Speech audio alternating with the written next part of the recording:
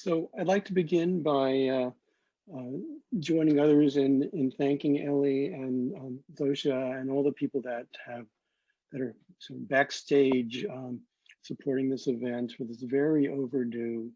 Been waiting for an event like this for a couple of decades, so this is really quite exciting. I also want to appreciate Alice, Darian Prill, for all that you've taught so many of us, and certainly me. And if any of you have any questions of your impact, listening to some of the modesty expressed, I can send each of you lists of people who've testified to how important you've been to their lives and their studies and everything. That's easy.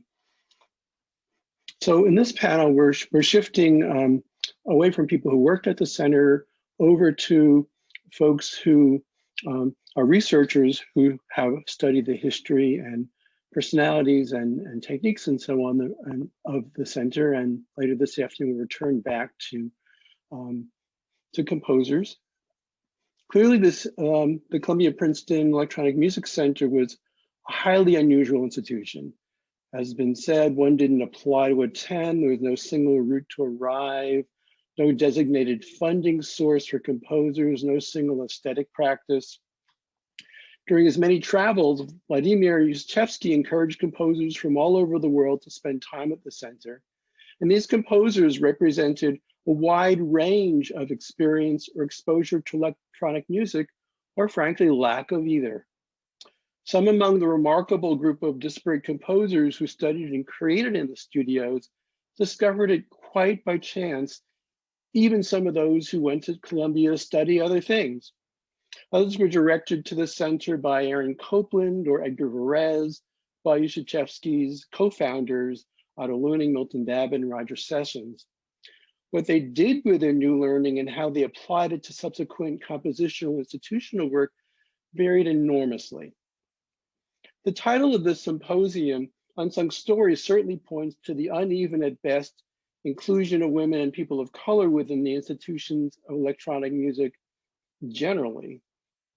In an important way, as Alice Shields, Prill Smiley, and Darius Summergen narrated, the CPEMC was notable for the significant roles that women did play there as teachers, technicians, and associate directors, as well as students, although most of its participant composers were men.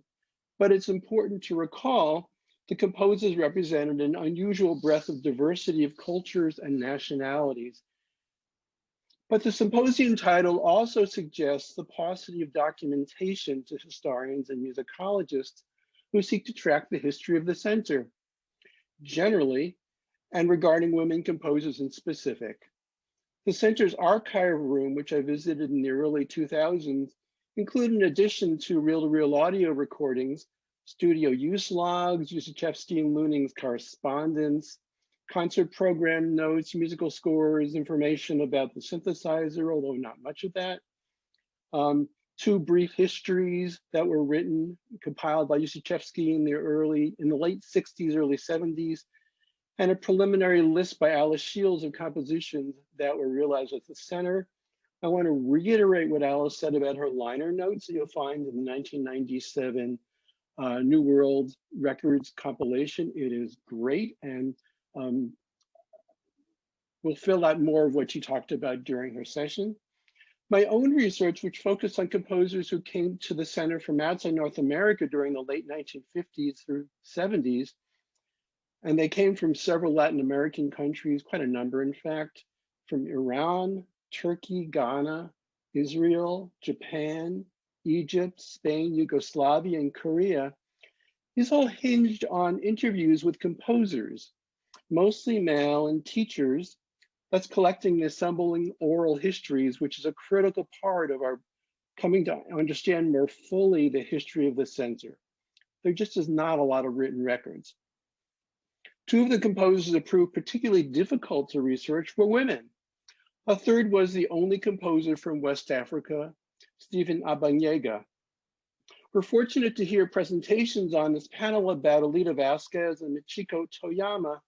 Toyama was the first composer from abroad ever to create in the center in 1956 for several years, even before the formal founding of the center, which means that she preceded even Bülent Arel and Halim El-Dab.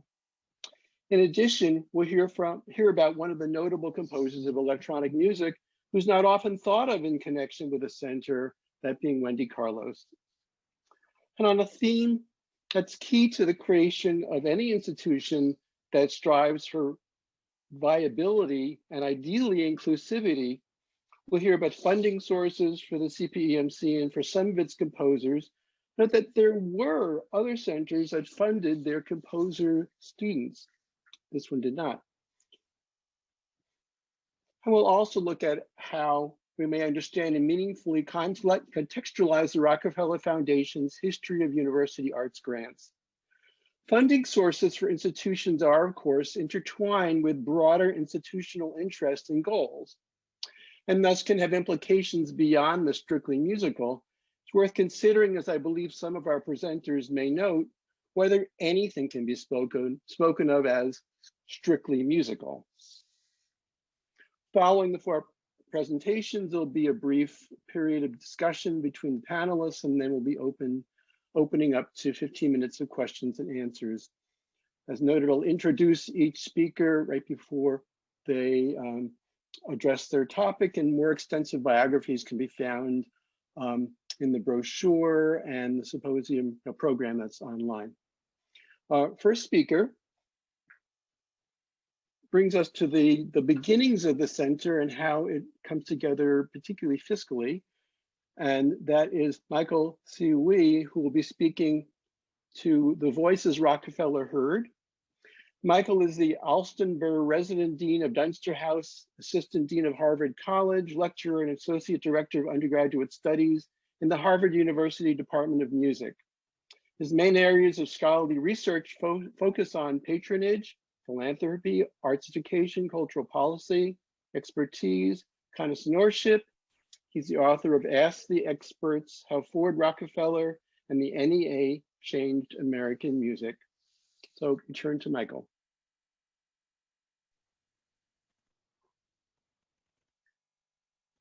Great, thanks, Bob.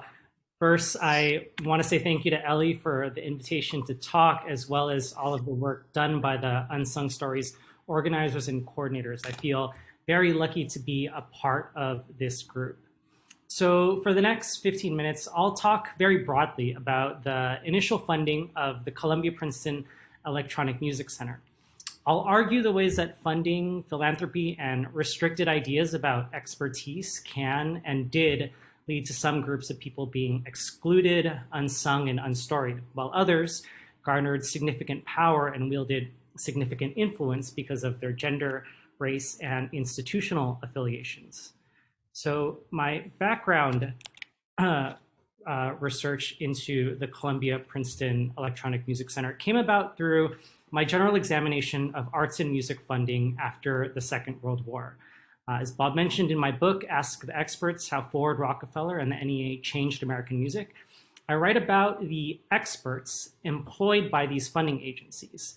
These three grant-making institutions gave huge sums of money to music and the arts between 1953 to 1976. In music alone, they gave close to $300 million, or approximately $2 billion in today's value. They served as crucial financial patrons for Western art composers, for orchestras, and university music centers. One of the Rockefeller Foundation's largest initial grants was to the Columbia-Princeton Electronic Music Center in 1958. During this broader time period, amidst the early Cold War, US government officials and foundation leaders and other members of the power elite, to borrow the term from mid-century sociologist C. Wright Mills, they valued expertise. In an age obsessed with technological progress, bureaucratic management, and international insecurity, expertise was a glorified commodity, even if it was also fuzzily and imprecisely defined. Most often, expertise was associated with prestigious educational attainment or affiliation. For grant makers, it was harder to question the legitimacy of a grant when the awarding body stated that they'd consulted expert opinion. Rockefeller officials and others used seemingly objective models of expertise in the sciences, such as metric data and peer review, to establish criteria of excellence and value in the arts. In practice, though, foundations and the NEA drew upon a limited set of expertise, primarily from Western composers, professors from prestigious Northeast universities, and leaders of symphonies and opera companies. Among the most influential expert consultants were Leonard Bernstein, Aaron Copland, and Milton Babbitt. The significance was twofold. Not only were male Western art composers put in charge of directing large and unprecedented channels of public and private funds, but also in so doing, they determined and defined what was meant by artistic excellence, deciding the fate of their peers and shaping the direction of music making in the United States. Rather than go into the difficulties of defining an expert or expertise in psychometric and sociological terms, which I do in my writing, I'll jump to the Rockefeller Foundation's use of experts. I'll say, though, that we should understand expertise not solely as a neutral quality, but that it is impacted by biases and that can operate blindingly against its own ethos of meritocracy and objectivity. As I've written, expertise, for all its virtues, was an exclusionary form of cultural and social capital that only selected members of society were deemed to possess. And most often, those members of society were not women and were nothing other than white.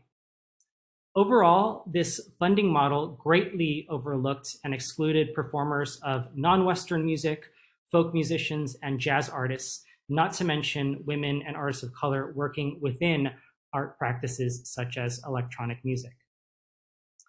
So between 1948 and 1963, the Rockefeller Foundation employed 2 music expert committees to direct its program and help give away its tens of millions of dollars.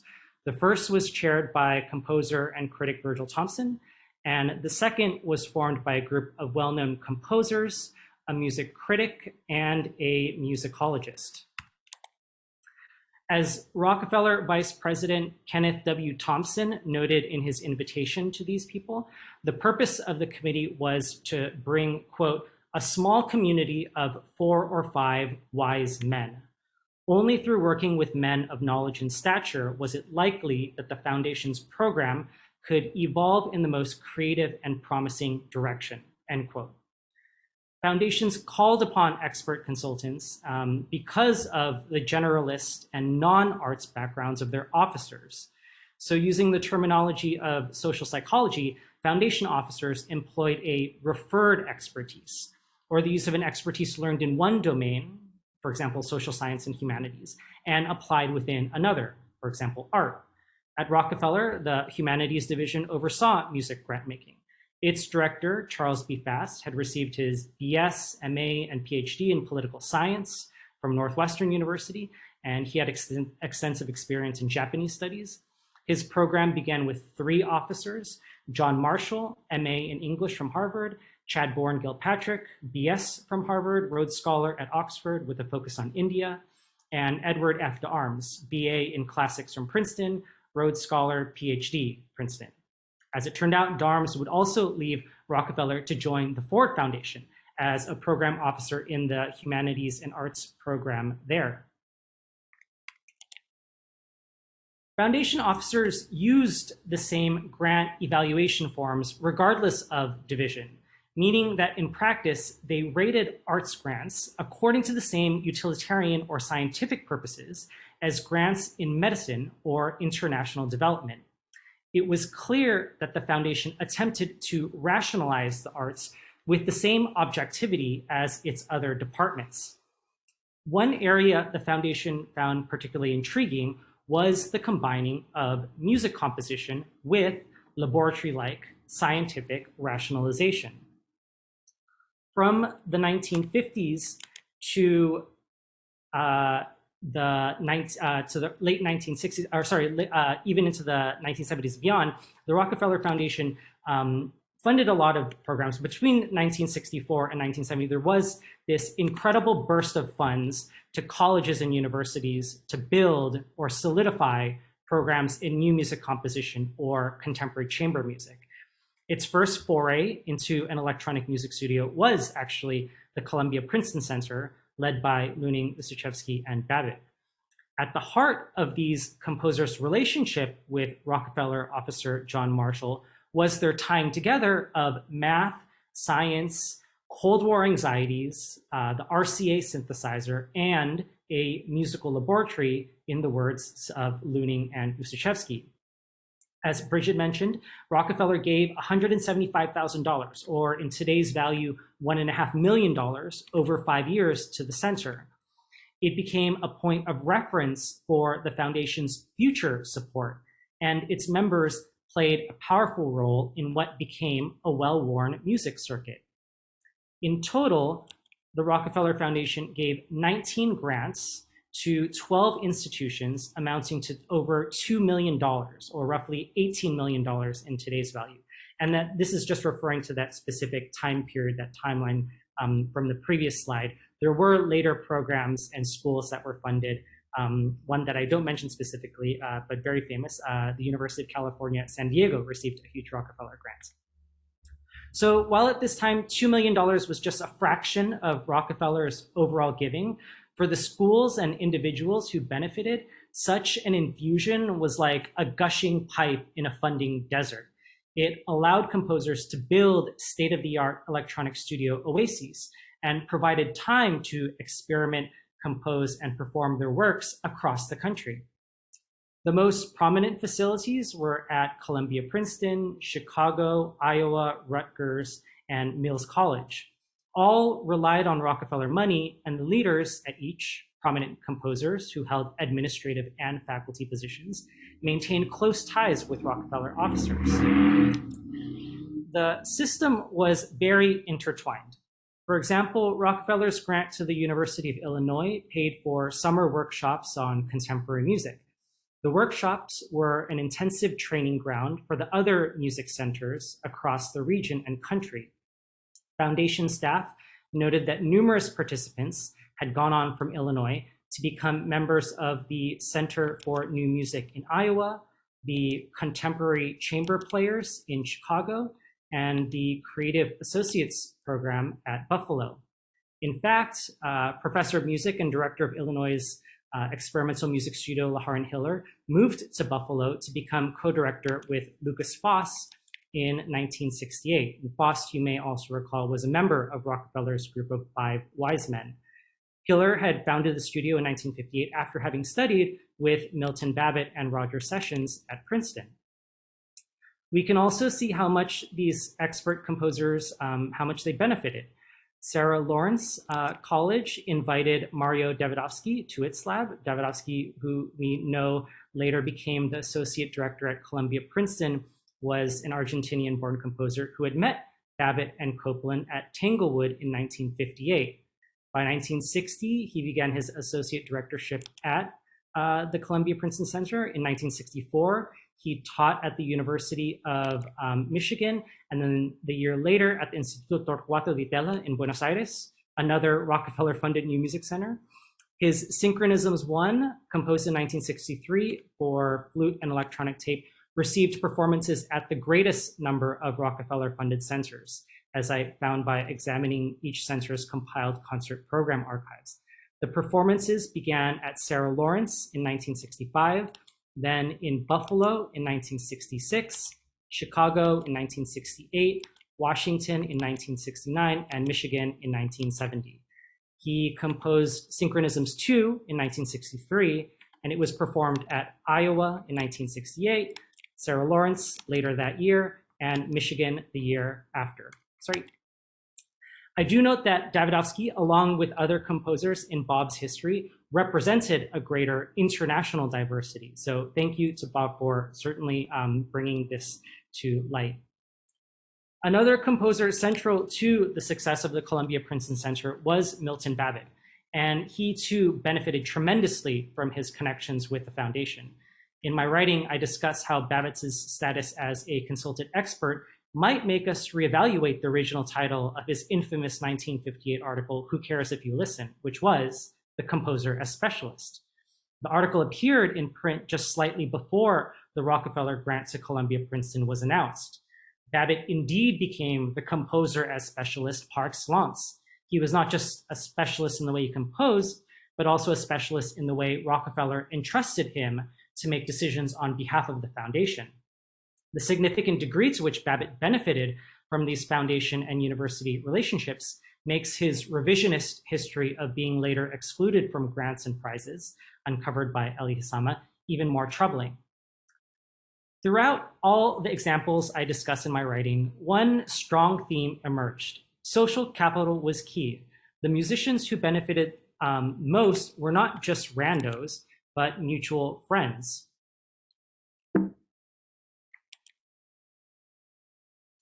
First-degree connections mattered a lot when it came to who considered whom an expert, and what resulted was a system where experts became grant recipients, and grant recipients became experts.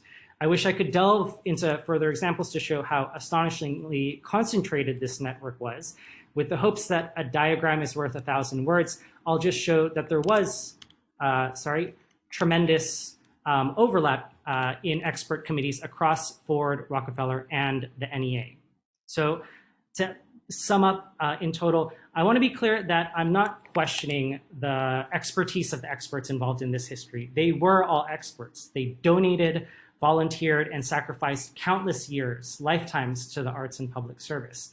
We do the same as scholars when we serve on prize and selection committees.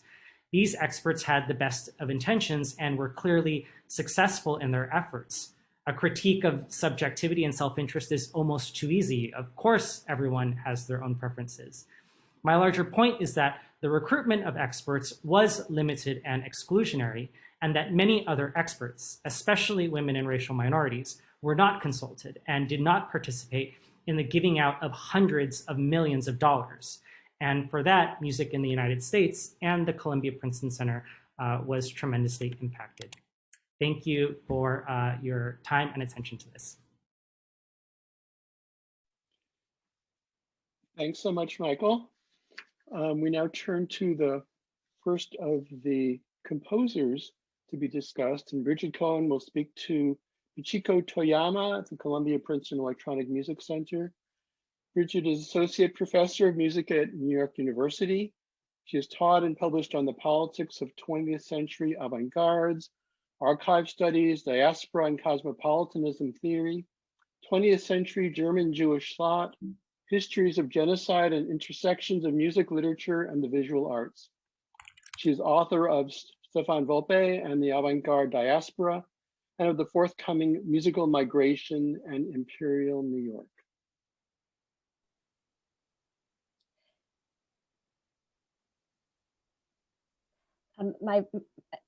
It says that I'm unable to start video because the host has stopped it. Great. Okay. Thank you so much, Bob, for your thoughtful introduction, and thank you to my fellow panelists. I'm really excited about how the research that will be presented across these different talks really speaks across the panel. So yeah, I'm just going to start, and I have a slideshow, so I'm going to put that up for you to see.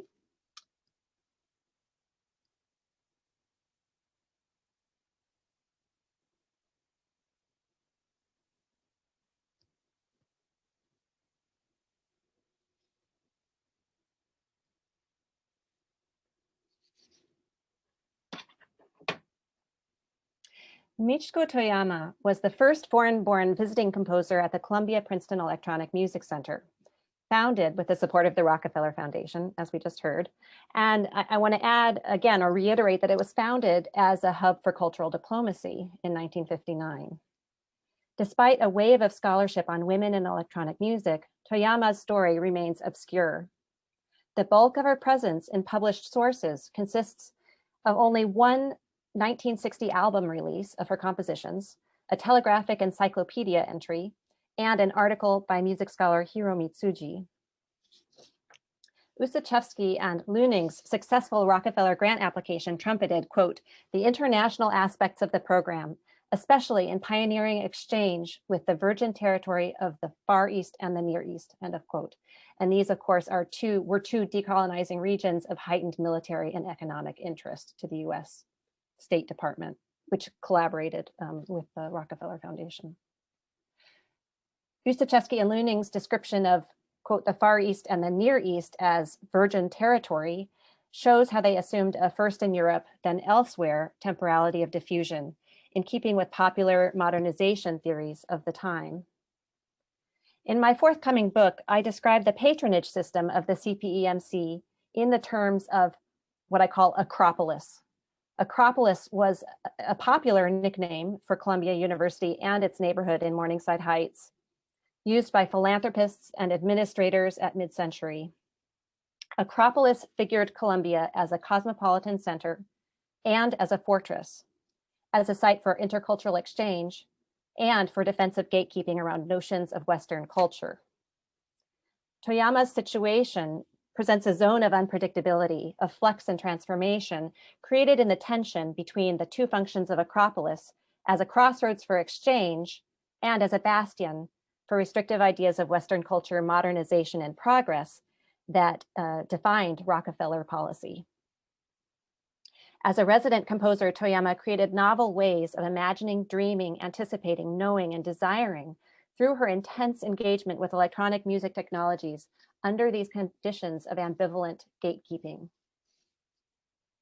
By the time Toyama arrived in New York in 1956, she had already lived a peripatetic life, shuttling from 1930 onward between Japan, France, and the United States.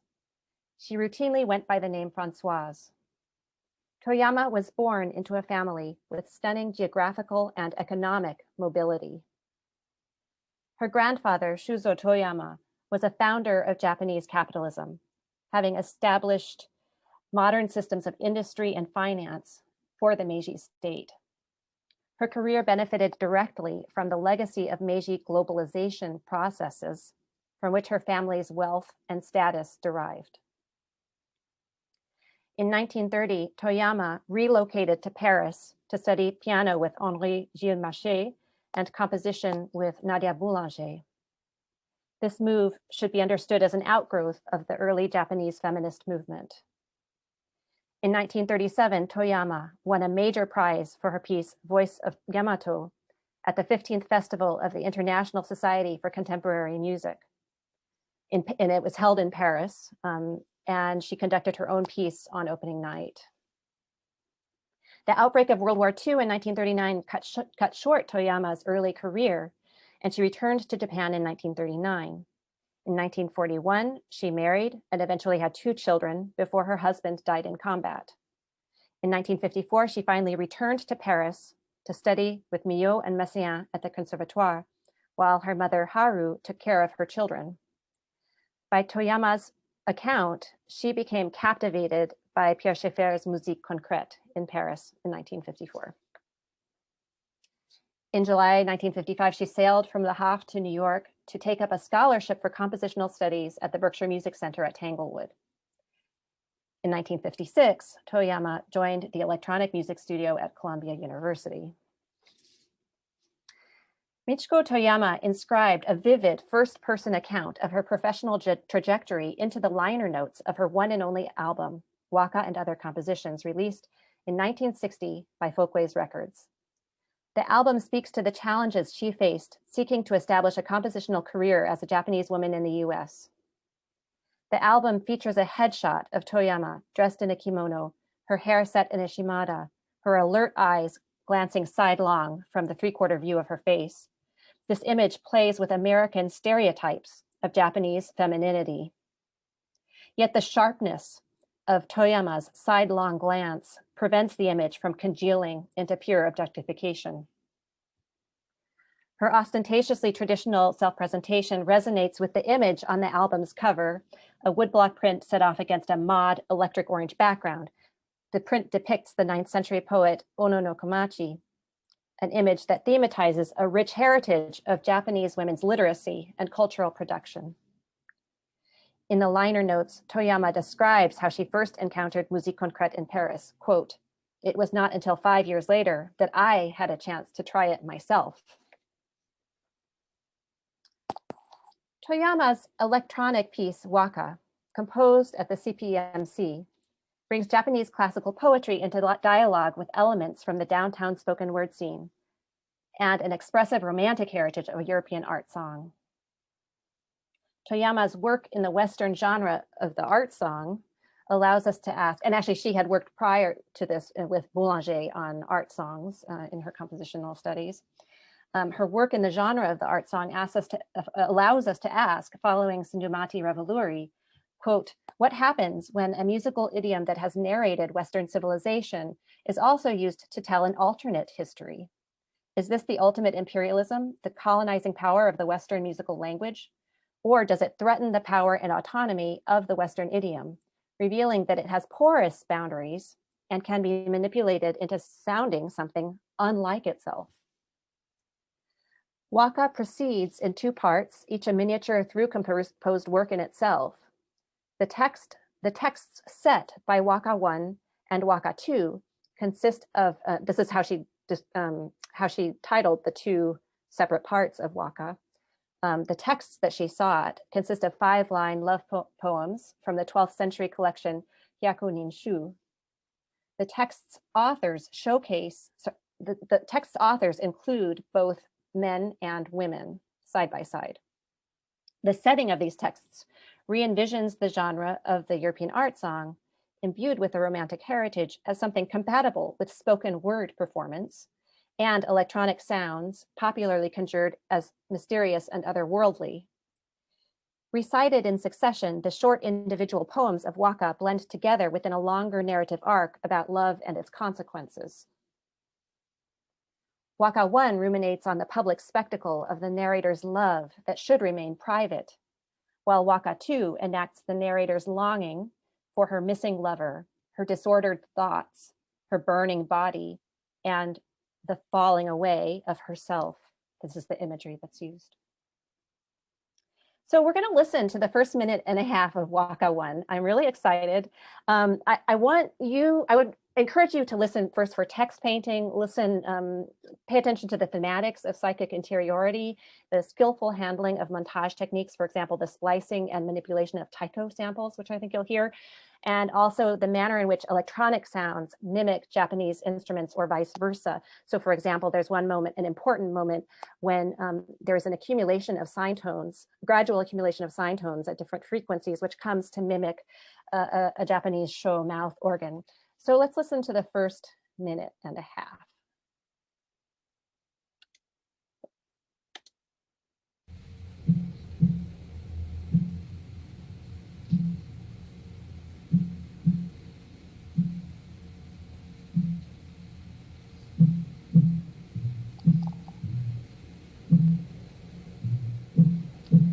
The wind rustles the bamboos by my window in the dusk.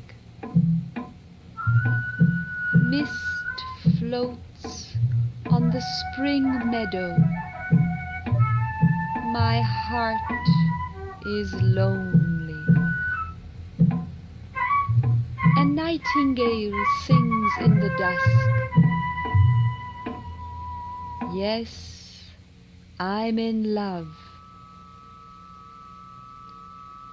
They were talking about me before daylight.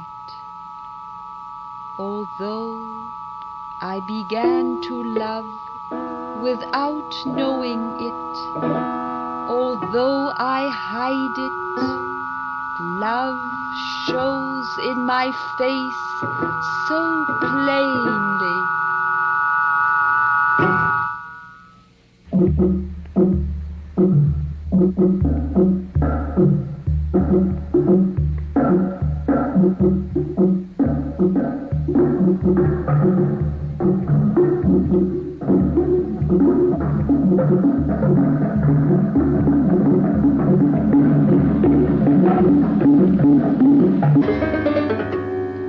That he asks me, "Are you thinking of something?"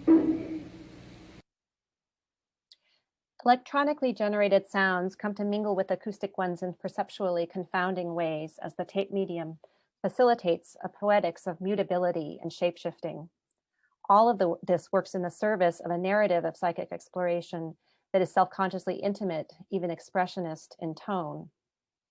By 1939, Toyama developed a plan to found an electronic music studio in the Department of Electronics at Kyoto University, in keeping with the CPEMC's mission to inspire worldwide pilot programs. And that was one of its missions as articulated in its founding documents. Toyama had initially hoped to stay long-term in New York and applied unsuccessfully for a Rockefeller Foundation grant in 1958 for that purpose of staying in the city. After her rejection, she quickly shifted gears to propose a new electronic music studio supported by the president of Kyoto University and the head of the engineering department. Her compositional work depended upon access to a studio, whether in New York or in Japan. When it wasn't possible at first in New York, then she decided, well, then I'll go back to Japan and found one on my own. And her work actually, her proposal actually responded to the work of the 19th century music theorist Shohei Tanaka on just intonation. She was fascinated with this, with Shohei Tanaka as a predecessor in her musical thought. Ultimately, however, she found no support from the foundation. So we're going to move to Charles Burton Foss, who Michael mentioned in his talk. He's the director of the Humanities Division. His notes immediately point to the gendered and racialized nature of the evaluation process. He wrote, quote, "Toyama is a somewhat unfeminine Japanese lady with scraggly hair and scratchy voice, but apparently she knows her music well. She studied electronic music in Paris, and after several years there, came to New York to work with Luning and Ussachevsky," end of quote. Fass's words undercut Toyama's authority by questioning her I'm getting upset. Toyama's words undercut Toyama's authority by questioning her respectability embodied in the sound, comportment, and couth of her body. Fass's mildly mocking tone evokes the world of racism in W.E.B. Du Bois's words, quote, "that looks on in amused contempt and pity," alongside the problem of looking at oneself through the eyes of others, of measuring one's soul by the tape of that world. Toyama's outsider status in Japanese musical institutions further compromised her standing with the RF, since the foundation depended heavily on expert referees, published reviews, and institutional recognition in their evaluations. Because of her gender, Toyama was a pariah to Japanese musical institutions. At the same time, she couldn't immigrate to the US because of the 1924 Nativist Immigration Act. Fass's 1960 rejection letter to Toyama appears in the Ussachevsky collection of the Library in Congress. After having finally received the RF's long-awaited decision, she mailed the rejection letter to Ussachevsky and scrawled a note, quote, "I'm not expecting any grant, but I'd appreciate very much if I could have any small job around the studio, Françoise." These words speak to her mentoring relationship with Ussachevsky, while also intimating the studio's longtime economy of female labor that was often underpaid, or usually, always. Unfortunately, the CPEMC was not able to offer financial support for her relocation.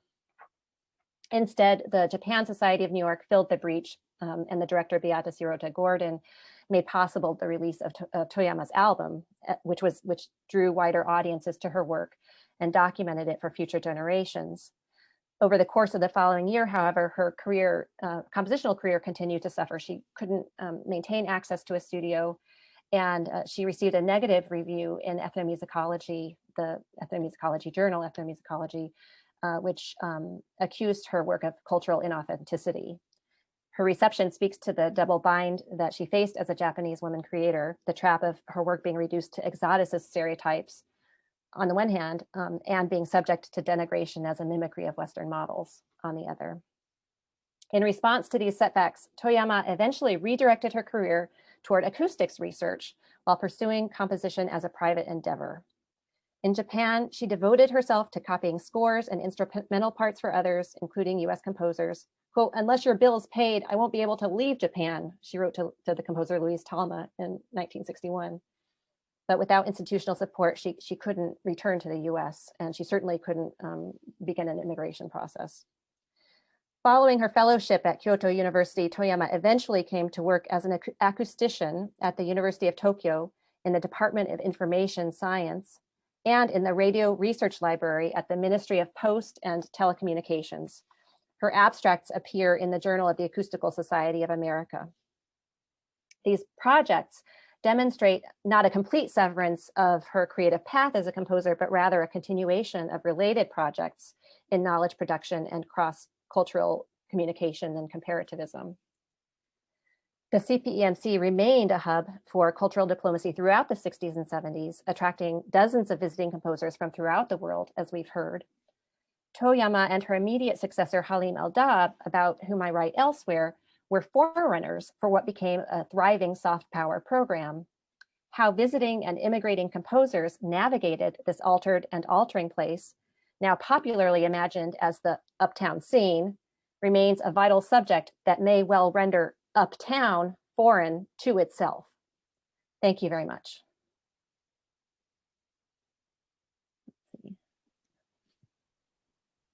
Stop share.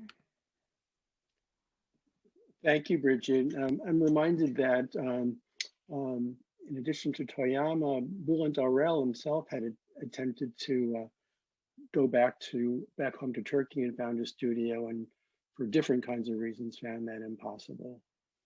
Our next speaker is Teresa Diaz de Cosio, who will be speaking to Listening for Elita Vasquez, A Life in Electronic Music Between Migration, Race, and Gender. Teresa is on the faculty of Universidad Autónoma de Baja California, Ensenada, where she co-founded Música para la Paz, a nonprofit that teaches music to children in orphanages and low-income communities. She also coordinates Festival de Música Nueva, Ensenada. A flutist, she's pursuing a DMA in performance at UC San Diego, and she's engaged in a study of the life and work of 20th century Mexican women composers. Thank you, Bob. Okay, I'll start by sharing my screen.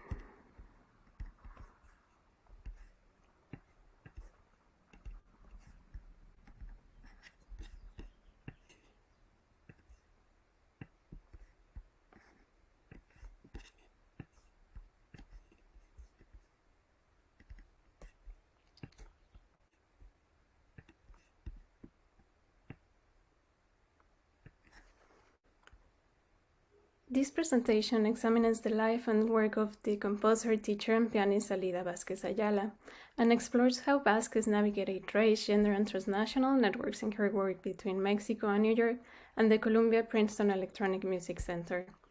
The investigation is based on oral history from CPEMC figures such as Prill Smiley, Eric Chasalow, and Alcides Lanza, friends such as Gloria Steinem, Jeannie Raps, and Jeannie Poole, and Alita's nephews Jorge and Alejandro Martinez Vasquez.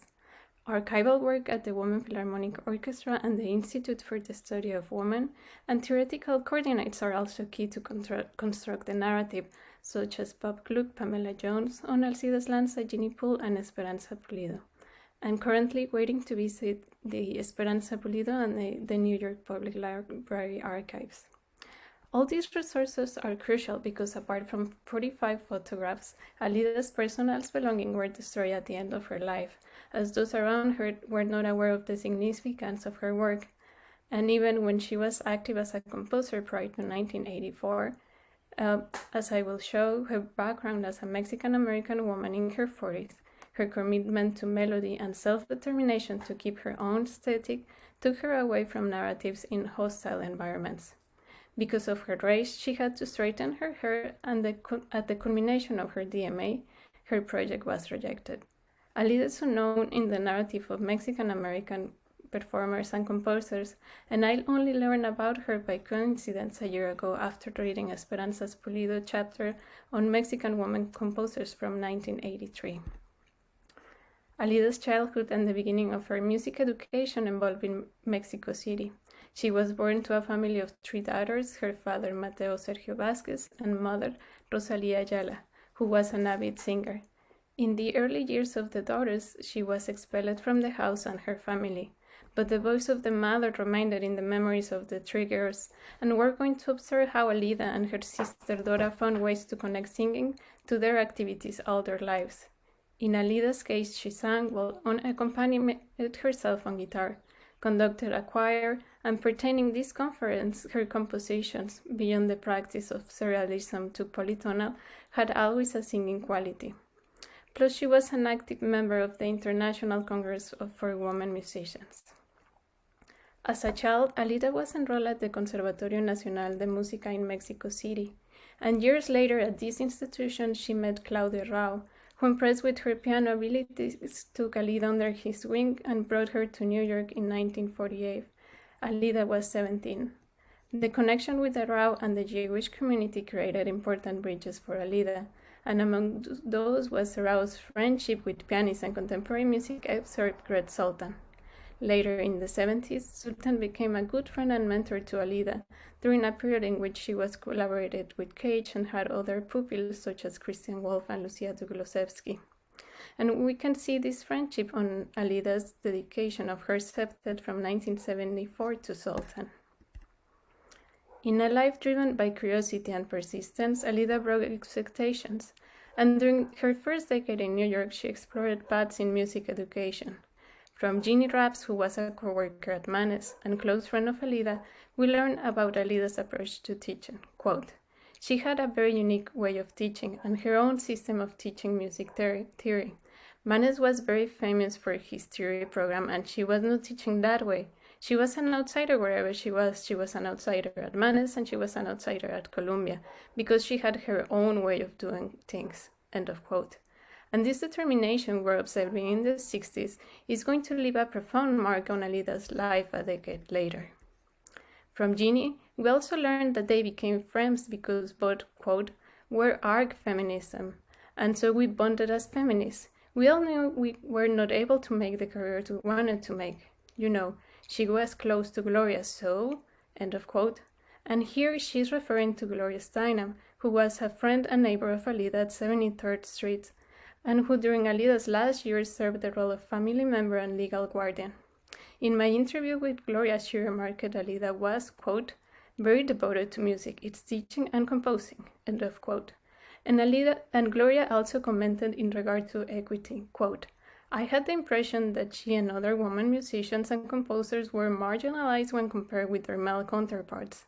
She once invited me to go to a large conference of women composers, and it was the first time I glimpsed into their numbers and all the problems of getting their works performed by symphony orchestras." End of quote. And here, Gloria is referring to the International Congress for Women Composers, an event that was directed by Jeannie Poole, who was also Alida's friend. But in regard to the conference, we will touch later on this presentation.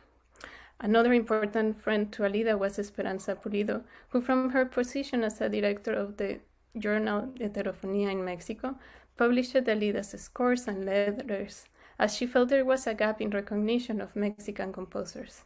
Esperanza was described by Jeannie Poole as the spiritual mother for many Mexican composers, and as a kind, generous, and loving woman. And just to emphasize, the friendship of a strong woman had a long-lasting influence on Alida, as they understood feminism as a culture and created networks of support and empathy among each other. Alida started to compose, claiming she was tired of playing other people's music, and in the summer of 1966, when she was 35 years old, she completed her first work, a piano suite in 4 movements, Allemande, Courant, Sarabande, and Giga, and the total length of the piece is 8 minutes.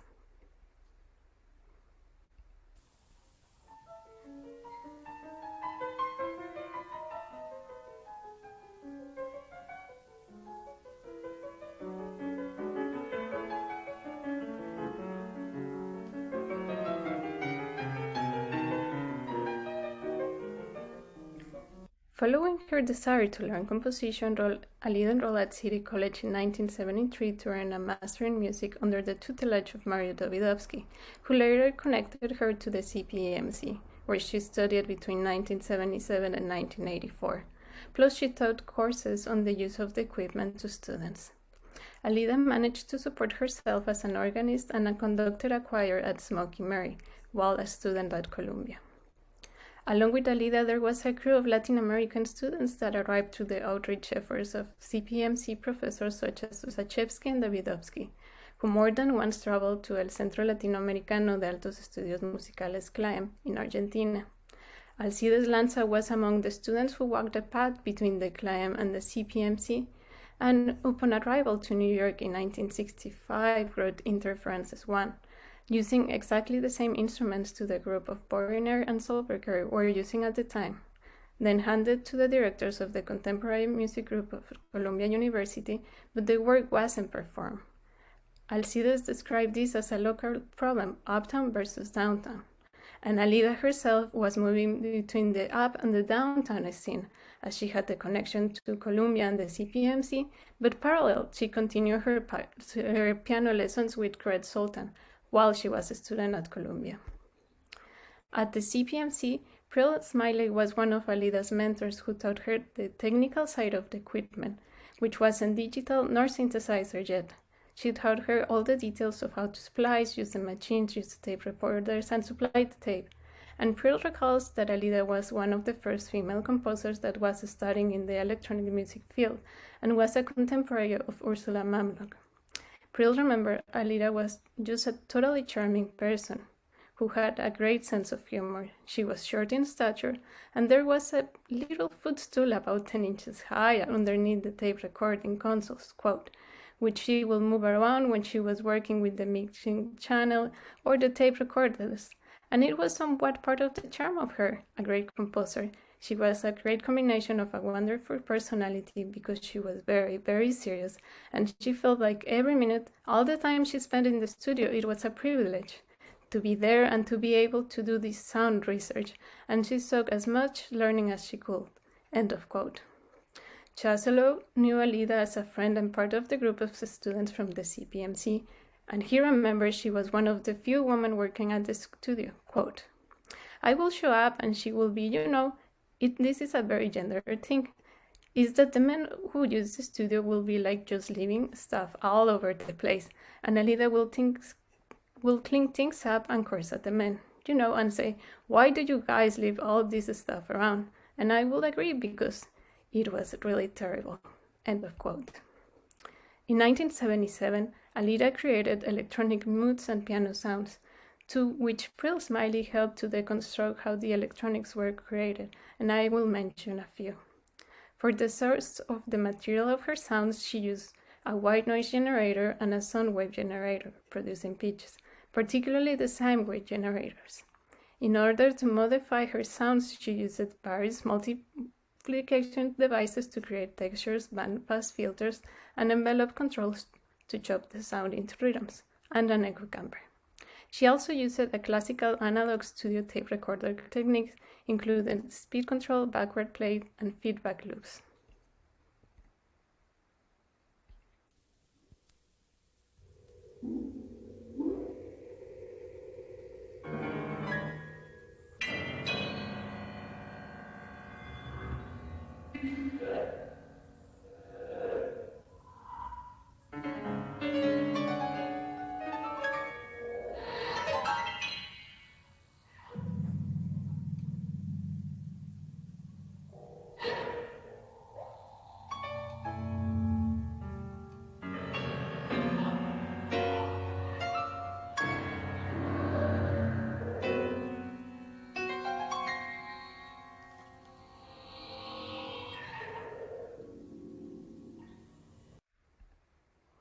When Alida was finishing her DMA at Columbia and while working on her thesis, which was a collaboration with the dancer and choreographer Claudia Gittelman, to put the project together, Alida applied and won a grant from the National League of American Pen Women, Inc.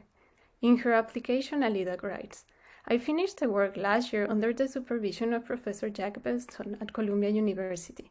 It's made up of a small group of orchestra dancers. Aware of my interest in dance music, Professor Benson suggested that I put a complete ballet for my thesis. For this, I contacted the dancer and choreographer Claudia Gittelman. We have both agreed on the immediate need to have the ballet perform and record once completed, so that the dancers can listen to the music. For this purpose, I propose to use the grant. For my work, I will use traditional orchestra and the electronic music. The later I will compose at Columbia University under the direction of Mario Davidovsky. Later, I will seek additional help for the production of the ballet. The price of $1,000 allowed Alida graduation's project to reach a conclusion.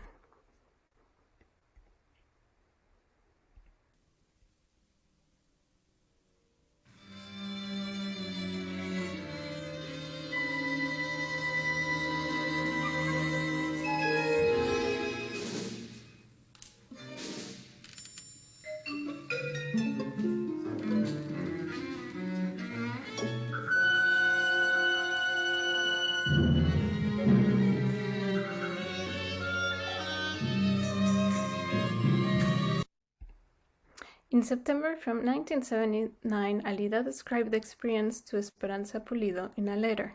Quote, "It has been the most fantastic in terms of all the problems and possibilities of dance, music, and dance. It has a great experience to discuss with her and furthermore to completely depend on the natural electronic sounds to complete a music structure with form and everything. I am gradually discovering and organizing visual and a more exact way of notating the electronic music, also which is very important. I have a concern, an insatiable concern about what is the form of music in contemporary music. I don't know if I thanked you enough that from Mexico you have a real interest in what I'm doing. It has given me a lot of courage. Thanks again." End of quote. A courage that was going to be needed for what came after. Let's remember that Jeannie Raps referred that Alida had her own way of doing things. In her conversation with Raps, she elaborated by turning to Alida's work at the CPEMC. Quote, "And I don't know if she completed her PhD because they asked her to do something specific and she was not going to do it their way. So do you know if she got it? I know she did a lot of work for it. I know she was quite frustrated because she had to put all that energy to take all the courses. And then when it came down to the dissertation at the paper, they turned her down because she was very, very frustrated about that." End of quote.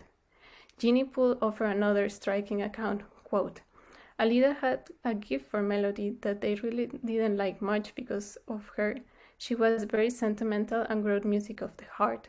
So even when she was trying to meet their demands, her melodic gift came out and they were just really against melody. I think she was discriminated against because of her age. She spoke with an accent and she was very definitely a Mexican-American woman in her 40s in the 70s." End of quote. This melodic intuition that Jeannie Poole is referring permitted Alida's electronic works, and I believe Alida's DMA thesis was rejected. While I do not have any accounts from her committee, her friends point toward discrimination and marginalization of figures who fall outside of the expectation.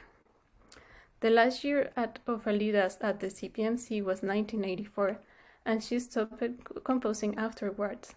When I asked why to Jeannie Poole, her answer was, quote, "What I love about it was that she didn't get any cynical, and she was just always trying to get the best that she could. She was always like that, and later in life it just became overwhelming to her. I mean, how much discouragement can you endure?" End of quote. The same year, Alida started at a Mexican newspaper. Quote, "Now I no longer adhere to any of those techniques, serialism to polytonal. I try to express what I feel with my own style. I have composed many works in which my Mexican origins are recognizable, especially in the rhythms." And this was at El Solas Zacatecano in 1944. 1984 was also the year the International Congress of Women Musicians took place in Mexico City. In this empowered environment, Alida flourished, and she moderated panels, conducted her own works, and led presentations on electronic music. She helped with administrative work and the translation of newspapers or reviews in Spanish. This work of feminist activism and artists enabled Alida to cope with the constraining environments and join the efforts to create spaces that portray the work of women composers. After the work in a Mexican newspaper, Alida, quote, stated, and I quote, "There is a great importance that women participate in the field of music, but unfortunately there are very few opportunities for them. However, we're struggling to obtain in a prominent position in this branch of the visual arts. The importance of this nature, asserting that this is an international movement of women in music which was initiated by Jeannie Poole, has extended itself far and wide. Consequently, There now exists an exchange of ideas, knowledge, and instruction pertaining to the universal language, music.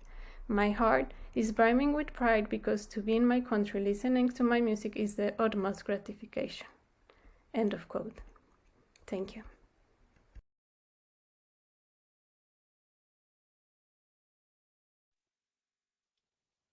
Thank you, Teresa. And so we turn to our fourth and final speaker, Roshanak Keshti, who will be speaking to Transcending History, Speculative Imaginings on Wendy Carlos at the CPEMC. Roshanak is Associate Professor of Ethnic Studies and Affiliate Faculty in the Critical Gender Studies program at the University of California, San Diego. Roshanak is author of 2 books, Modernity's Ear, Listening to Race and Gender in World Music, and Switched on Bach, and is the associate editor of the Journal of Popular Musical Studies. Current projects include a book about author Zora Neale Hurston and the creation of a collaborative performance piece, Veil Manifesto. Thank you. Thanks to the organizers for including me. I'm delighted to be here. Transcending History is the title of my talk. As chronicles of the wishes and desires of the auditor, archives record the perceptions of the perceiver more than they do the perceived. This is why they are the bane of the living, whose refusal of archivalization is an insistence upon life and a resistance to an encounter with their own death. The museologic of the archive represents a mausoleum to the living. Wendy Carlos is very much alive and has refused to be here today, just as she refuses interview requests and inquiries by researchers and admirers. Therefore, I must note at the outset that I'm here to represent my perceptions of Wendy Carlos after she herself has refused to do so. A dubious task indeed.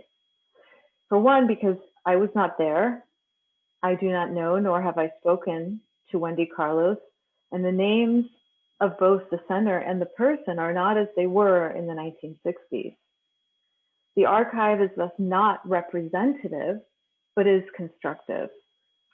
Furthermore, unlike many of her unsung colleagues, Wendy Carlos experienced widespread acclaim, producing best-selling albums upon her departure from the CPEMC. What further sets her career apart is that her first record, Switched on Bach, became a household name in 1969, leading her to become the most unlikely thing to come out of the CPEMC, a pop star. So rather than being representative, I pursue here an intersectional analysis of Carlos as figure, which sits in contradistinction to her own refusal to be present, to represent herself. The following is speculative and represents entirely my own perceptions. Mine is a synthetic history, a speculative fabulation resulting from the impossibility of representation when names have been changed and perceptions exceed lived realities. As Lucas Crawford writes, quote, "Trans occupies a paradoxical relationship to the past. Trans people are erased from history all the while others seek to pin us down exclusively in our individual histories," unquote. Perhaps it is for this reason that Carlos has devoted much of her time in the recent decades to archiving her own life in her weblog. At once fiercely private and transparently on display, Carlos's personal relationship to media and representation is not unlike her aesthetic one, carefully synthesized. An active netizen long before the dawn of the social network, Carlos has confounded, wowed, and entertained generations of viewers, fans, drifters, and surfers who have visited her labyrinthine web portal, which hosts a copious yet carefully curated documentary accounting of her status as, quote, original synth, unquote. So declares the gleaming banner that opens the biography page on Carlos's expansive website, proclaiming an identity for a figure who has been notorious for disidentifying with proclamations made by journalists and scholars about her. Carlos's weblog charts the kind of coming into being through sonic synthesis, part archive, part blog, Wendy Carlos's many sides come together in a carefully curated website that includes solar eclipse photography, an annotated discography, rare photographs from the sets of The Shining and Tron, for which she scored soundtracks, along with details of her recording studio design and configuration. Like a plaque certifying the authenticity of the biography page it frames, the claim "original synth" establishes electronic sound synthesis as an oxymoron, while also laying claim to it as identity. If an oxymoron, as the Oxford English Dictionary defines it, is, quote, a figure of speech in which a pair of opposed or markedly contradictory terms are placed in conjunction for emphasis, unquote, then original synth reveals through juxtaposition that origins are synthetic. They are artificial and manufactured yet necessary myths made real for the purposes of rationalizing the present. Yet the phrase also subtly points to the original meaning of synthesize, the deeply human act of creating new knowledge. Revealing the contradictions and complexities in reading electronic music as that which is artificial and in direct opposition to the natural sounds of the acoustic. Original synth is also a pun riffing on the Christian origin myth in which the desire for knowledge and the knowledge of desire and the allegorical form of Eve's feminine sexuality narratively function as Christian man's downfall. This playful, punful decree could refer to the obsession journalists have had with Carlos's gender identity. It could also be read as representing an experience characteristic of the times to which SOB, which I endearingly refer to it in my book, became a soundtrack. The oxymoron of a post-war world defined at once by civil rights and post-colonial liberation struggles and the apocalyptic scenes of war. After all, the arc of Carlos's career reveals her to be a composer of film scores, SOB being perhaps the first. To reimagine SOB as a soundtrack to a moment is to think of it as both a sound of a moment and a sound making that moment meaningful. The otherworldly sound signified by the analog synthesizer made it the default instrument of science fiction and the space age. This historical setting laid the groundwork for SOB to become a soundtrack representing social, scientific, political, and aesthetic rupture. If time sounds, we can hear the radical political, intellectual, and economic uprisings of 1968 and the noises of dissent filtered through the technologies considered necessary, relevant, and contemporary. SOB is a sound sign of the times that exists as a sonic borderland between fiction and reality. When Carlos embarked on her career as an electroacoustic music composer in the 1950s, the instruments at her disposal were machines designed to serve the Cold War agenda. And the figures who dominated this avant-garde musical movement were men. After a chance encounter with a young Bob Moog, who was presenting a prototype of the synthesizer at the 1964 Audio Engineering Society conference, Carlos would go on to collaborate with Moog on developing a custom unit, which would change the course of electronic music history. The chance encounter, ties to war industries, and the unlikely propulsion to superstardom and pop iconicity set Carlos's career on a course no one could have dreamt. The spotlight and the at times unwanted attention that came with it caused Carlos to reject claims circulating about her and retreat to a private life. Carlos would eventually re-emerge from that retreat as original synth. Carlos's weblog can be read as a manifesto that challenges widely circulated claims about her, calling into question the limited binary way she has been described, given the speculations about her nom de plume, Walter Carlos. To be the original synth is to do away with the binary logic, to become both fiction and reality. Like science fiction, original synth is a fiction that is speculative and imaginary rather than false, foreshadowing and anticipating a near future in which it is in fact no longer fictional, while also a nonfiction, lived identity claim that attempts to chronicle these entangled agencies. The next section is called Switching On. Switching on musical instruments, as opposed to large assembly line machinery, distinguished a generation of youth from their parents, a distinction further indexed by dress, music, dance forms, and cinema.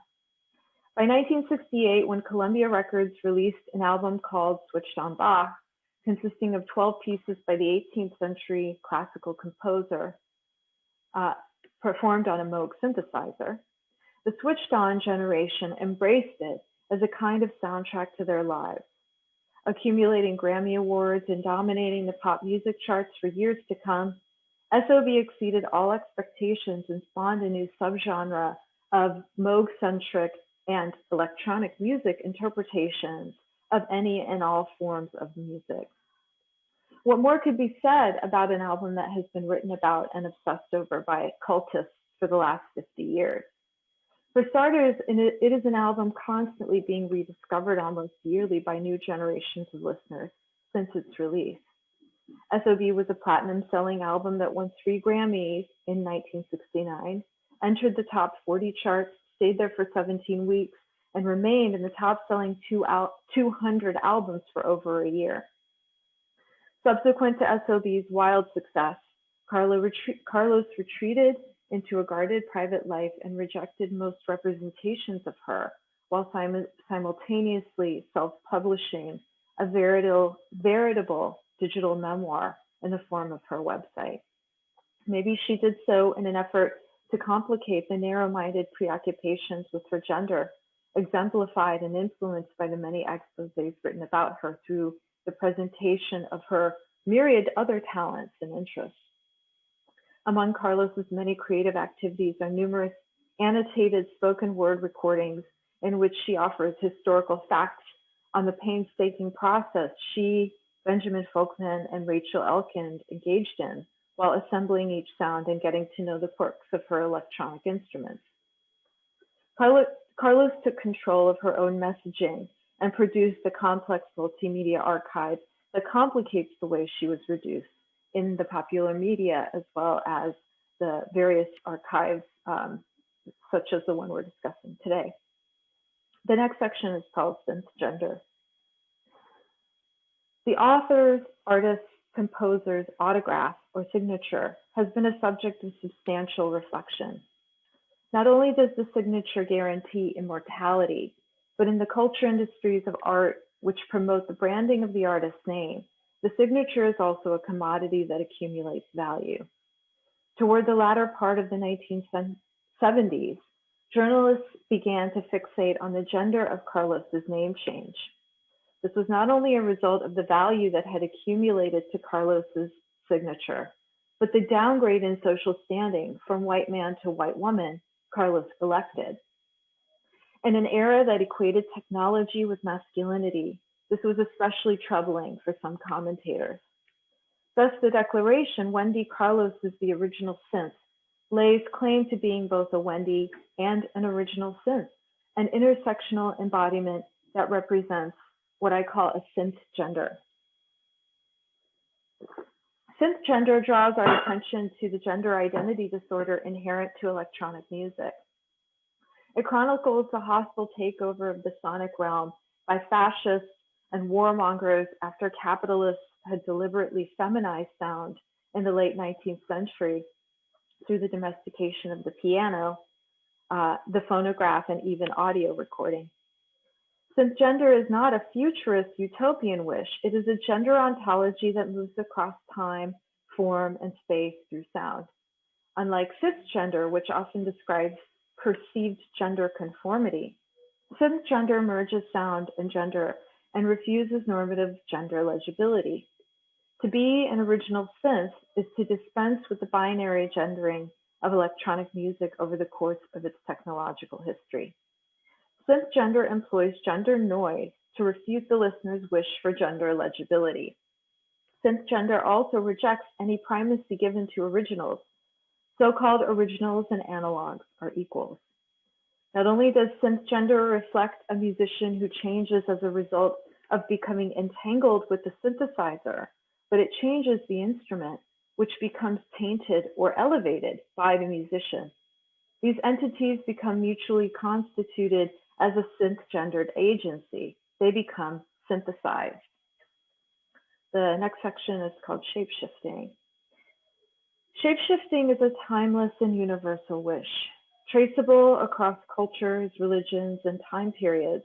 It represents a desire for a transcendence of the limits of the body, time, and space, the wish for metamorphosis. From Greek mythology to Marvel comics, shapeshifting has allured humans as long as the archaeological record extends. The pre-Christian and pre-modern icons of shapeshifting, like sorcery, alchemy, chimeras, magic, spirits, voodoo, ghosts, became pivotal to the paradigm shift to the Christian and colonial eras. Shapeshifting has remained central to lore, superstition, and a variety of genres of storytelling. It is the means by which the unknown and otherworldly is imagined, engaged, and embodied. Its ubiquity across cultures and time periods suggests it is one of the driving forces of modern human beings, akin to what Nietzsche identified as the will to power, what Freud described through the pleasure principle as the will to pleasure, and what Foucault's emphasis on discourse interpreted as modern government's will to knowledge. It organizes the world into hierarchies. A will to shift shape represents the human will to alter existence, either physically or temporally. Electronic music is one answer to this timeless will to shift shape. On the one hand, all music is shape-shifting. Timbre, color, scale, rhythm, and the body's response to these forces, these are performative shape-shifting energies. But in the analog synthesizer's electronic medium, sawtooth, sine, and square waveforms can literally be changed by the musician through voltage variation, translating as different rhythmic pulses of energy and sound, a literal shifting of wave shape. In Wendy Carlos's hands, shape-shifting on the synthesizer resulted in what she calls orchestration, or the painstaking work of synthesizing sounds that are analogs of acoustic ones, transforming a simple square wave into color and sonic timbre through the introduction of variables, like changes in the envelope, voltage-controlled oscillators, or pitch. Electronic orchestration could easily be interpreted as an artificial mimicry of acoustic sound, but this misinterpretation is akin to the designation of photography and painting as simply miming rather than creating new representations of the world. As engineer and producer Rachel Elkin put it, quote, "We were after a vocabulary of synthesizer sounds that might be analogous to the sounds that have become part of the standard orchestral language, but on the synthesizer's own terms," unquote. Continuing, quote, "Of course, there's musicianship involved too. It's not as contrived as it seems when you envision each performance as beginning with a click track, but we work until it sounds loose and spontaneous. That's the trick, the magic of synthesizer tape performance," unquote. Carlos's orchestration of sounds for SOB employs a realist sonic aesthetic to represent the instruments in Bach's original compositions, but does so in a manner that is productive rather than mimetic. By inaugurating the field of electronic orchestration, the origins of which she traces to Ravel, Stravinsky, and Bartok, Wendy Carlos not only became an ambassador of sonic shapeshifting, but also shamanically interpreted that spirit realm for Bob Moog and others through such orchestration. She was an interpreter of synthesizer sounds for mass consumption, stating, quote, "Things have moved on a lot in the 30+ years since such folly greeted us. The technology also moved on, and the special modules and devices we have to custom build to allow our synth to be an expressive, flexible instrument are assumed as the norm. Everyone has them." Thank you very much.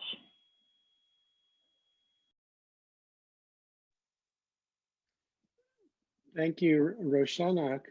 So we now have about 10 minutes for discussion within the panel itself, and then about 15 for everyone here to pose questions they wish. And as you've heard, please place them in the Q&A box and try to be as specific and to the point as possible. And if there's somebody in particular you want to pose it to, please do so. I'm noticing that there's a limited number of questions that people have so far posed, so you might use the next 10 minutes while the discussion's going on to formulate some questions that you might want to place in the Q&A box. So I thought that I might kind of start off this conversation by just posing a question to the panel. So I'm really curious whether, for each of you hearing the other presentations, whether there was anything that stood out that, I don't know, kind of seeds some further thinking about your own topic that you spoke about.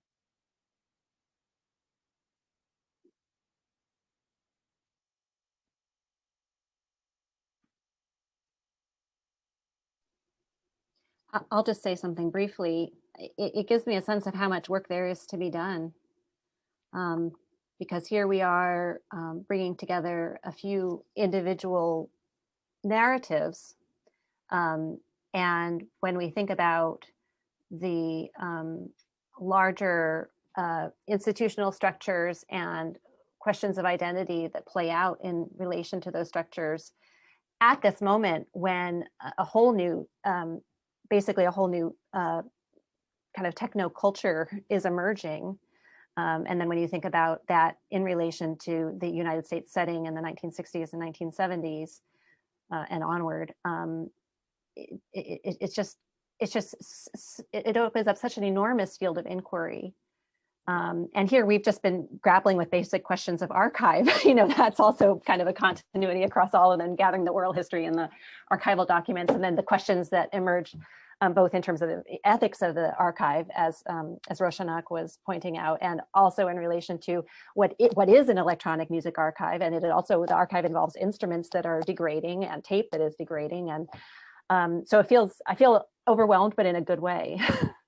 We need, I think that I could picture many young scholars entering into research questions related to the four topics that we addressed today.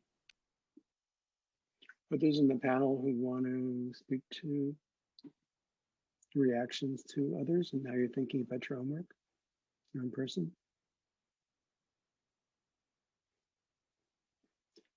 So yeah, go ahead, Michael. I want to echo what Bridget's saying, that there's still so much to be done, and I'm immensely enjoying already what I've heard in the first kind of hour and a half of this symposium.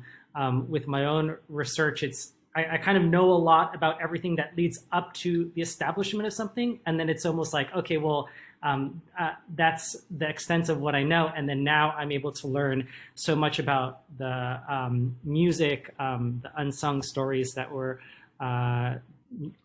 left out or just kind of that we don't know about yet. So I'm just greatly looking forward to learning more, and I've already learned so much from the three other panelists on this session. So thank you.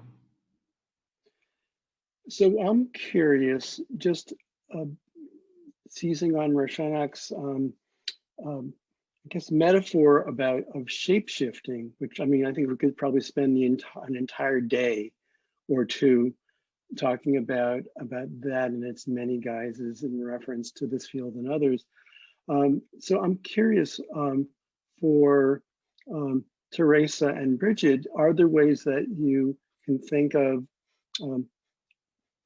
your composer's experience in New York as having shape-shifted their sense of self, of their return home to shape-shifting their identity there, just the interplay between their culturally specific identity, and we saw that in Toyama's music as was exemplified.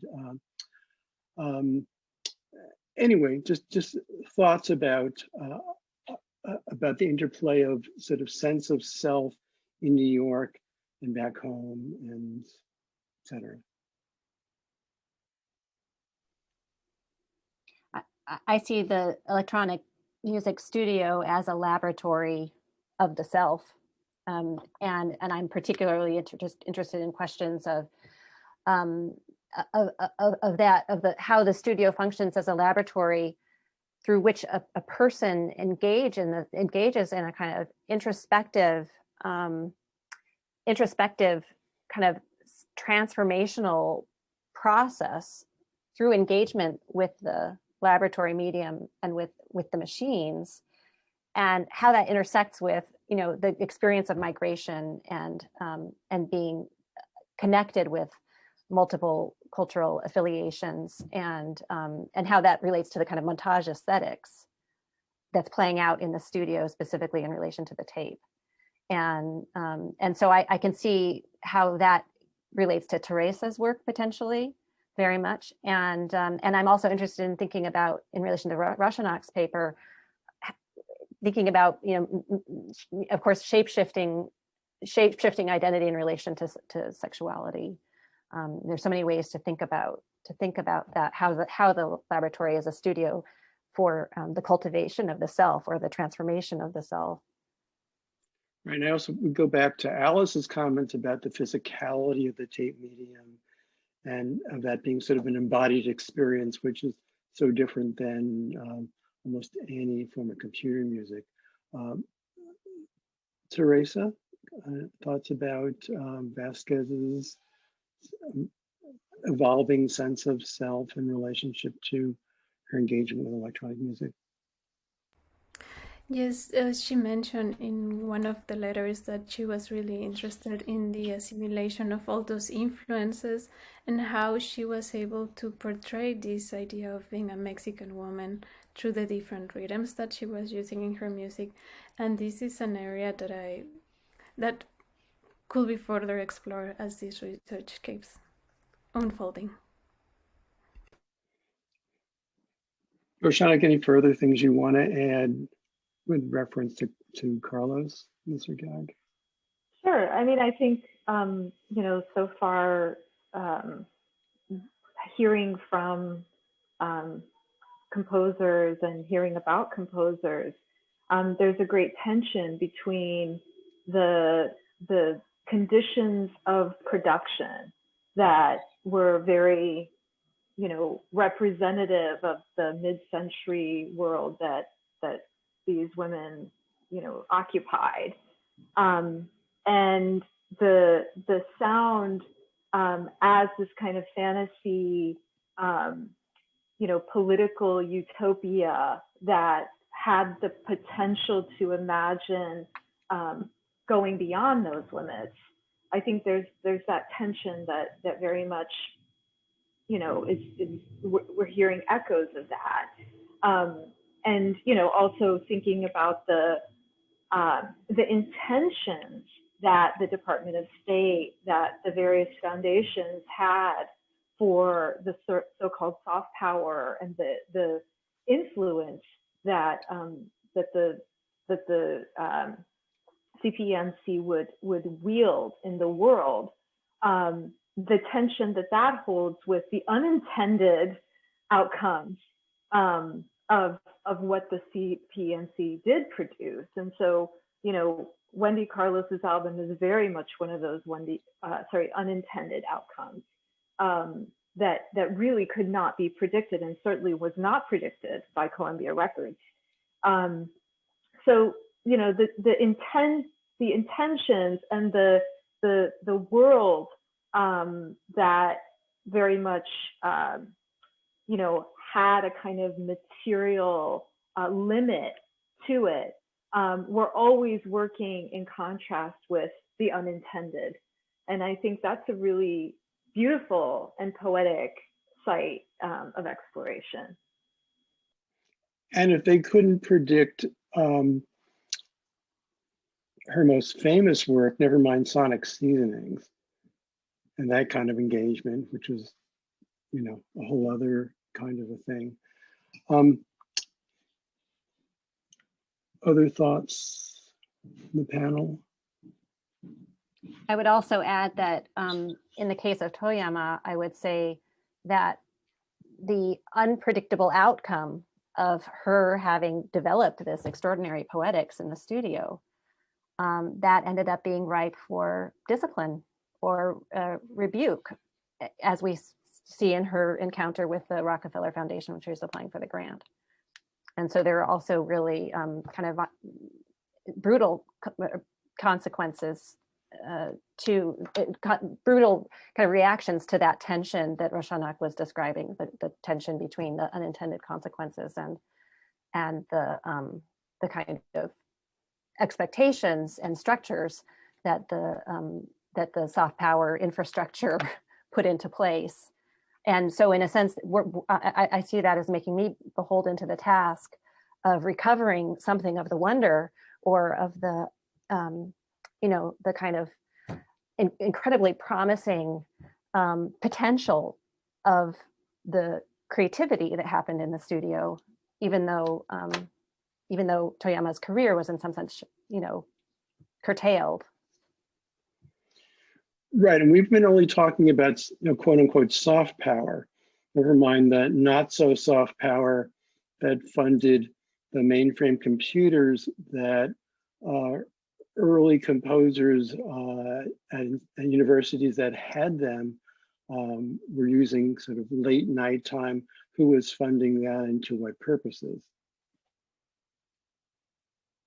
Which was the military and other corporate interests. I think that we're coming to the end of our time for this section. I'm scanning down the questions though, and still waiting to see if there are more that are coming in. So this is now your time if you want to pose questions, but I'm just looking at them right now.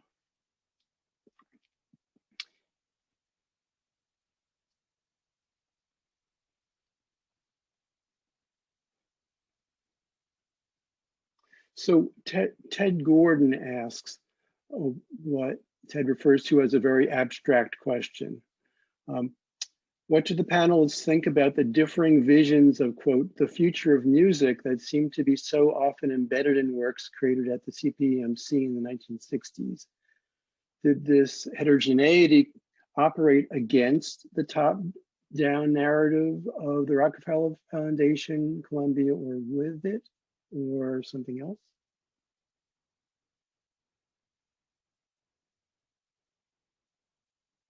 Could you repeat the question once more? Sure, there's a lot there.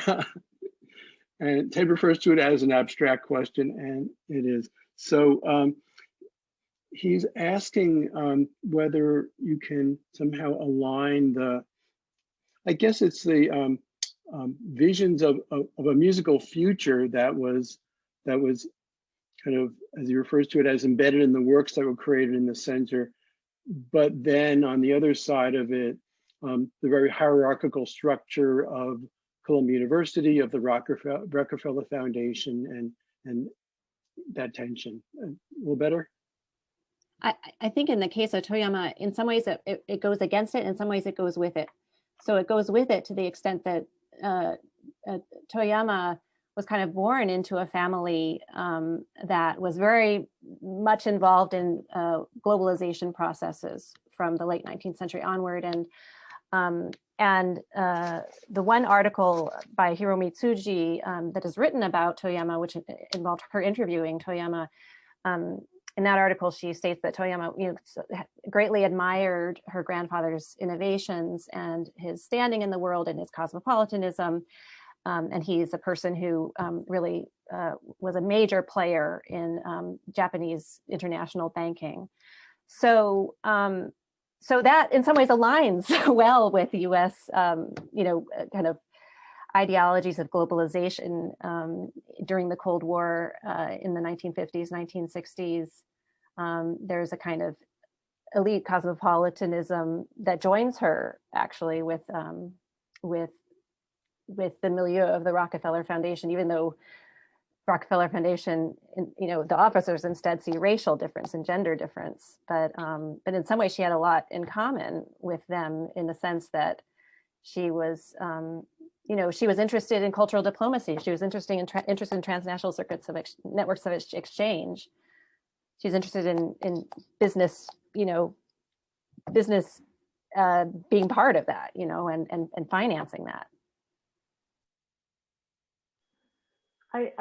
if I recall, I did a little bit of research on how her records circulated, and you can correct me if I'm wrong, but I believe they are classified as world music. So I think the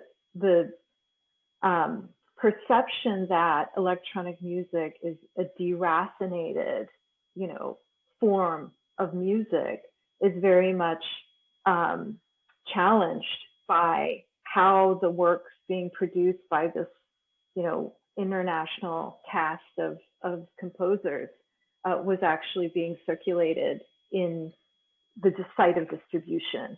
And it was very much circulated as world music. So the way that, the sort of the way that the stratification of the world was imagined in the Cold War era was also sort of being indexed in how the music was circulating nevertheless. So, who has access to this kind of deracinated and essentially post-human, ungendered, deracinated sound? Certainly not these figures. Well, a number of the figures who spend time at the center did seem to, at least aesthetically, seem to adhere to kind of a more the kind of stereotypical abstraction of Western modernism, but then go home and discover, once they're back, they discover that they actually have a cultural identity that they had somehow put on the shelf or left behind, or weren't as aware of it in a heightened kind of way until they had been in New York and then left New York and found themselves elsewhere, even aside from just the distribution channels and so on. There are a few questions here about, I guess for Michael and others, specifically about the Rockefeller Foundation. And I'll kind of cluster them together. Hi, we have to stop pretty soon because the next panel starts at 4:15. So oh, okay, I'm sorry. I thought the next one wasn't starting until 4:30. So you want to call it right now? well, yeah, I guess it's 4:11. It's sad because the discussion's so great. Yeah, maybe we can collate the questions, send them to the panelists, and we can talk through chat, or maybe there'll be a little time at the end. Why don't we do that? That'll be easy to do. So are we going to then take a few minute break, or what's going to happen? Yeah, let's take a few minute break. So if you want to thank everyone, I will disappear. Thanks, everyone. Thanks to the panel, and apologies for going over a little bit. The next panel returns to composers, roundtable reflections on the CPEMC and the CMC. And one thing I want to just sort of like call attention to there is that there will be the presence there of a nexus between the so-called uptown and so-called downtown. And it'll be interesting to see if that plays out some. So thanks a lot, all the panelists, and thank you, attendees.